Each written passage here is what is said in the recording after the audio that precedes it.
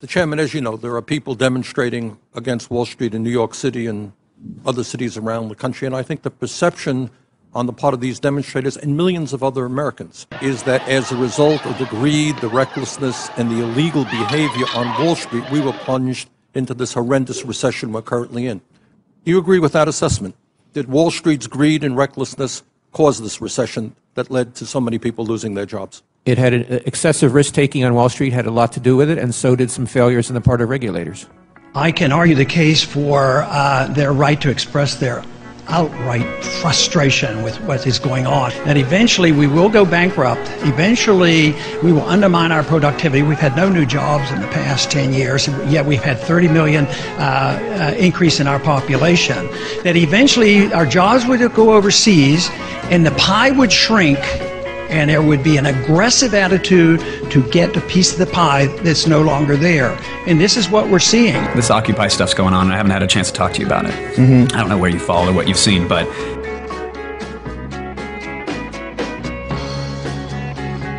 it's crazy that those guys haven't done any time yet. Well, there's no leader. That's the thing. You know, they're trying to find someone to put away where they can stop the movement. The scariest thing about Occupy Wall Street for them is that there's no one person with a megaphone. Right, that's the only reason they're lasting so long. Well, I mean, it could be... It's getting bigger, too. It's bigger and bigger every day. This is the beginning of something huge. Right. What it looked like was like one of them fucking Glenn Beck rallies that just got real long, lasted a while. Everybody's pissed. Yeah, I get it. You're pissed. I'm pissed, too.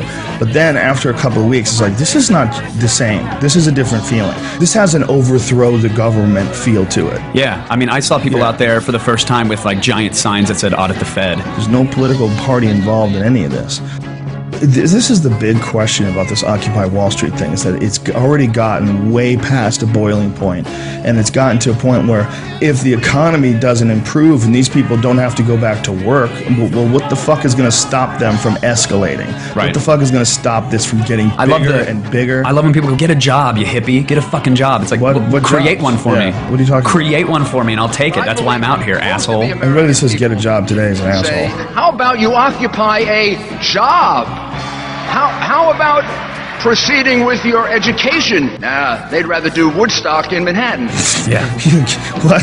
What you talking about, Will? So you think it's being co-opted by nefarious forces that are working undercover to try to sabotage things? I think so, yeah. Really? Yeah. And what are they doing? They do that to every movement. I mean, from the attack ads to marginalizing the message to entrapment.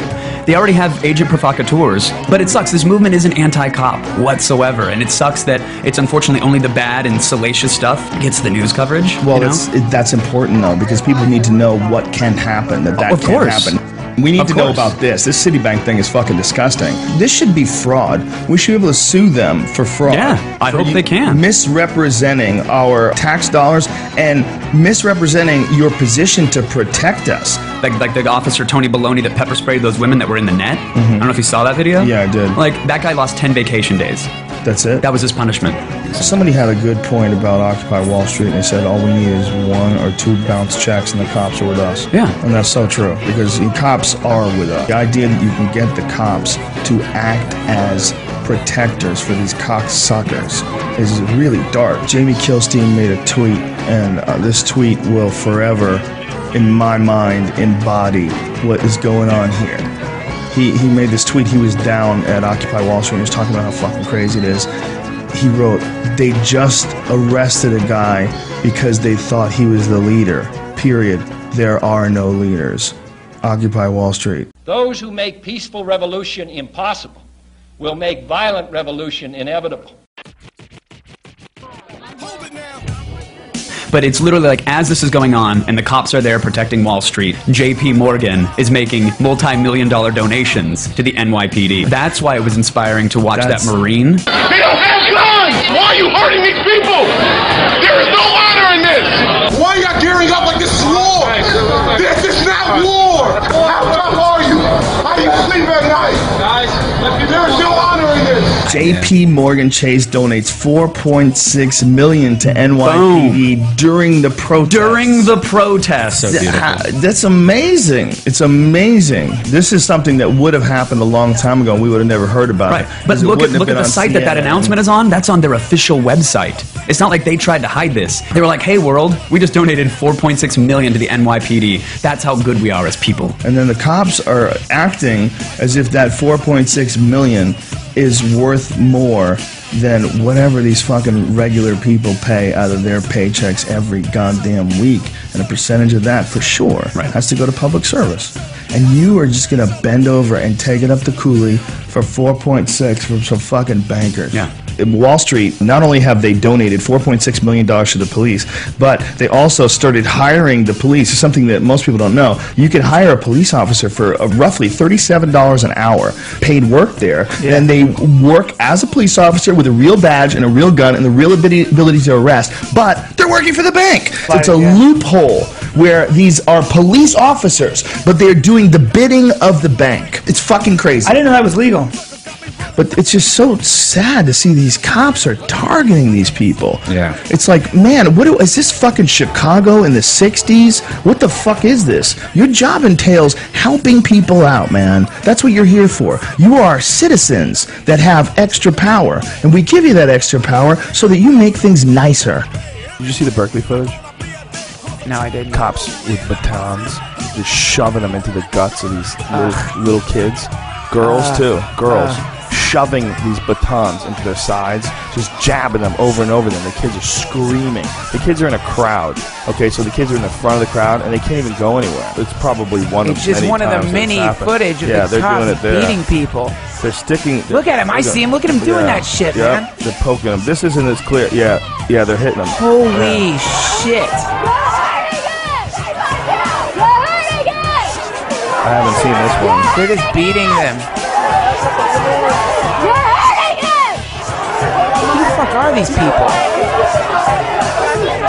This small group of men has to face this gigantic horde of unarmed people. And a small group of men, you know, they immediately have to automatically go on the defensive. Yeah. You know, look at them. They have bulletproof vests on and fucking helmets and guns strapped to their side and batons. You know, and they also have to wear riot gear with face shields and shit. I mean, they're coming at you, letting you know that they're there to fight. This is so surreal to me that this is happening right now. This is what a sign of the times this is, man. It's like watching an Alex Jones dream or something. This is like the shit he was talking about. What I always say about Alex Jones, he's right 70% of the time.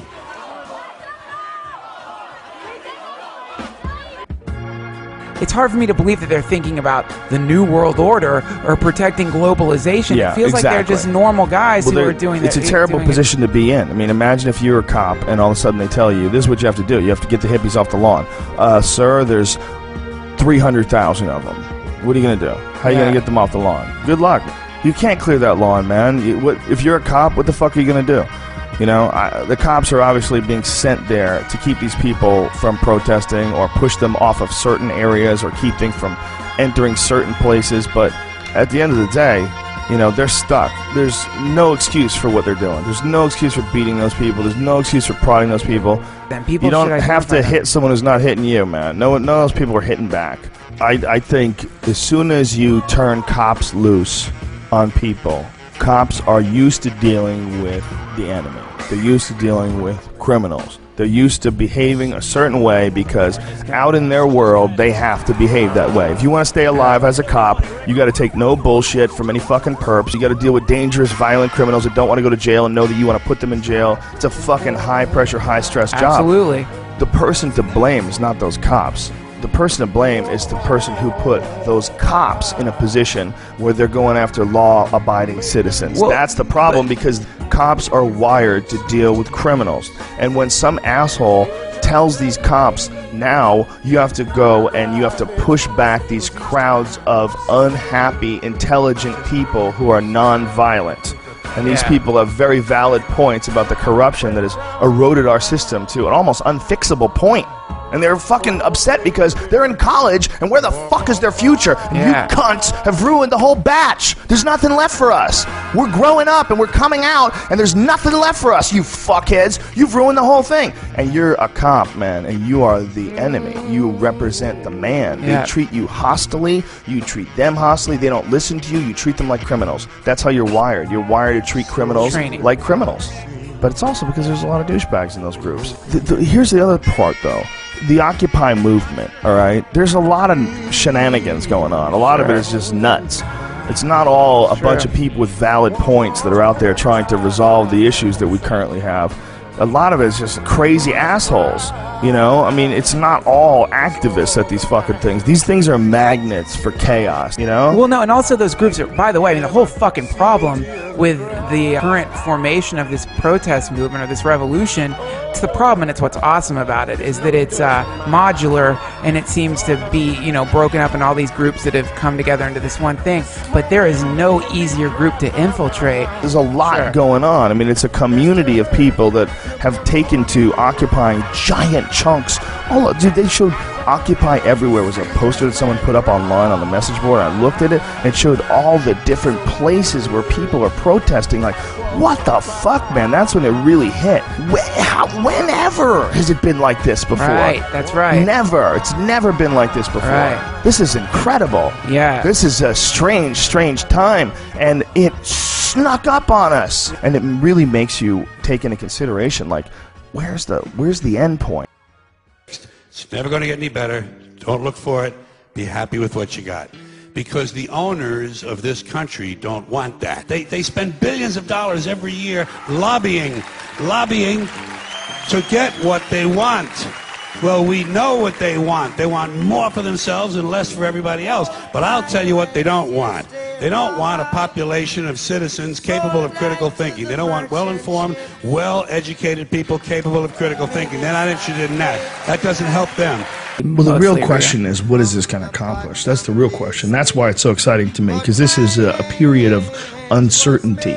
You know, it's really obvious that people are pissed off. It's really obvious that the cat is out of the bag. Everyone knows this is a corrupt system. It's horribly, horribly corrupt and no one's doing anything to stop any of this fucking hoarding that's going on. The fact that Obama, when he gave the bailouts, was trying to limit the rewards to $500,000. You remember that? Yep. As if, well, they need more than everyone else. Right. We'll limit them to $500,000. Like, what? No, it should be they get nothing. None of them get anything. If your fucking company needs to get bailed out, you don't get to get rewards. You don't get huge, giant fucking corporate payouts because it's in your contract. No, your contract doesn't exist. There's no fucking business anymore. It's all done. You cunts, you stole all the fucking money. You don't get a big bonus for that, you fuckhead. Man, these people have been getting away with so much for so long. It's like telling them that everything has to be fair now. They're like, fuck you. Like, I didn't get into this to be fair. I got into this because I met my friend Tim at school, and then you all get together in the 80s, Gordon Gekko style, and start fucking raping the financial system. They're there to make ass fuck tons of money through every possible loophole. Do you think this is part of the global awakening that everyone has been predicting forever, this kind of transitional shift in consciousness? Yes, I think so. I think, the financial system is insanely complicated. I've tried many, many times to sit down and truly wrap my head around stocks and bonds and dividends and shorting, and it's fucking insanely complicated.